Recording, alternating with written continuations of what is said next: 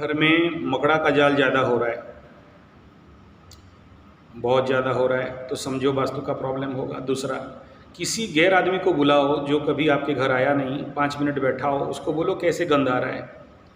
अगर उसके लिए दुर्गंध आ रहा है, या फिर कोई नैष्ठिक ब्राह्मण गायत्री साधक को बुलाओ, घर में 5 मिनट बैठाओ, खिलाओ पिलाओ, हाथ पैर धो, और उसको वो जाने के समय रिएक्शन क्या कर रहा है, उसके नाक देखो कोई गंध आ रहा है क्या, घर के अंदर हर जगह घुमाओ और उसके रोंगटे खड़े हो रहे हैं क्या।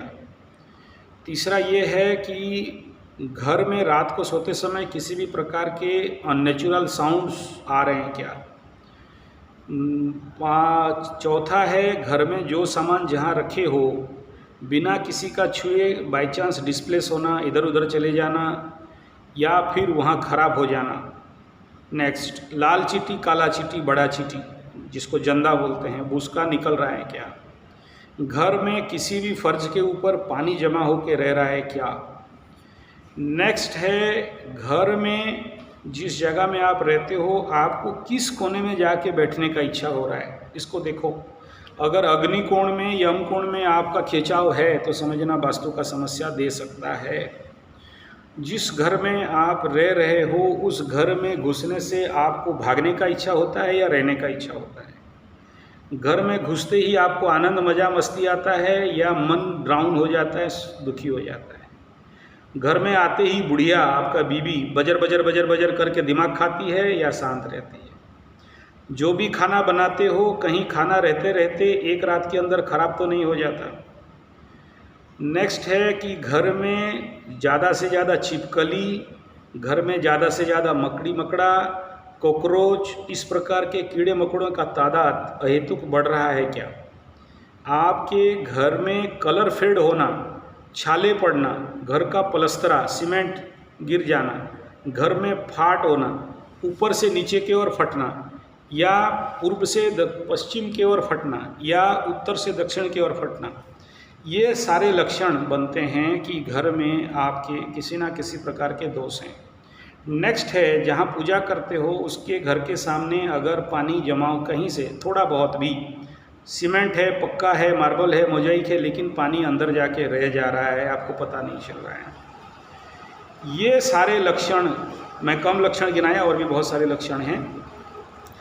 तो टेस्ट कैसे करोगे, एक गिलास का पानी ले लो, उसमें नींबू दबा के, नींबू निचोड़ के उसको रख दो ढक के, और देखना शाम तक या 24 घंटा के बाद उस पानी में चेंजेस आ रहे हैं क्या। नेक्स्ट टेस्ट है नमक पानी और कांच का बोतल, उसका कलर में कोई चेंजेस आ रहा है क्या।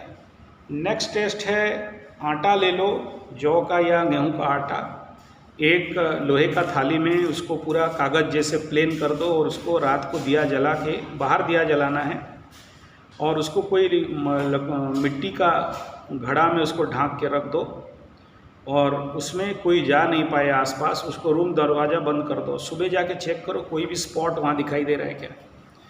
इतना बिंदु से, मतलब दिस इज़ कॉमन मिनिमम बताया, आगे तो बहुत सारे टेस्ट हैं। इन टेस्ट से आपको पता चल जाएगा कि यार आपके घर में किसी भी प्रकार की समस्या है या नहीं।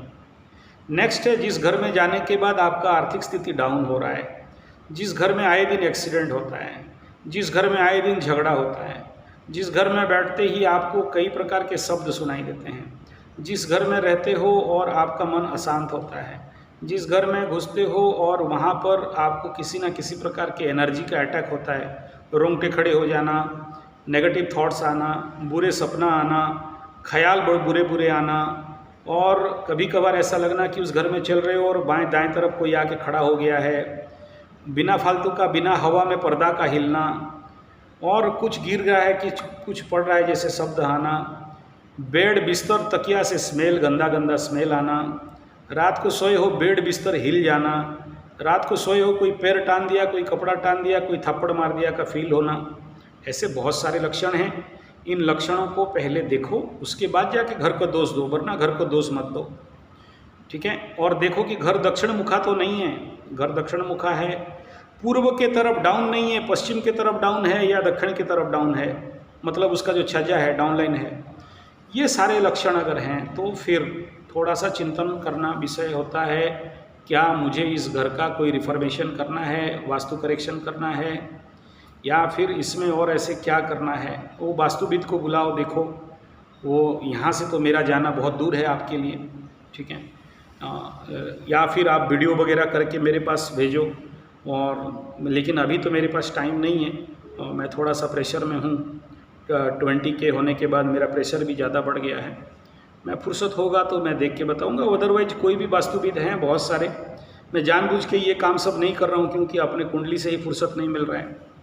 तो आप किसी भी जानकार लोगों को, पंडित को बुला के थोड़ा सा करेक्शन करा लो, हो जाएगा। और यूट्यूब में भी इसके बारे में बहुत सारे वीडियोज़ लोग दिए हुए हैं।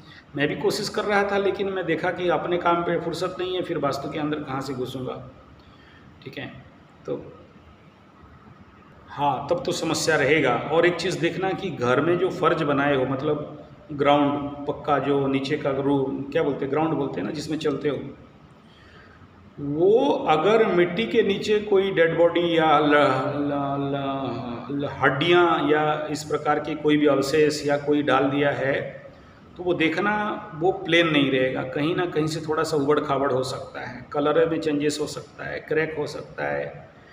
ऐसा है तो और ज़्यादा समस्या रहता है ऐसे घरों में। तो ऐसे कंडीशन पे वो घर का पूरा ग्राउंड जीरो को चेक कराओ।